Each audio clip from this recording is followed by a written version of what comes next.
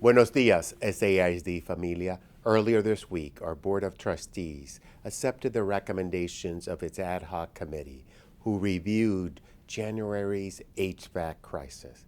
I want to thank the trustees and our operations team for their diligence in fully addressing the issues at hand and paving the way forward. Since mid-January, we have completed both internal and external assessments, and we have implemented a recovery plan.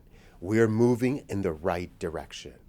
Beginning this summer, you will be able to follow our progress toward providing temperature control climates in all of our classrooms.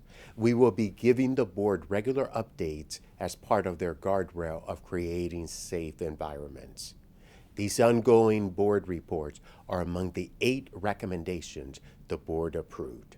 The ad hoc committee's recommendations are part of a larger, comprehensive report that gives our community a better understanding of what happened and our response. You can find a link to this report at the very top of our district's website.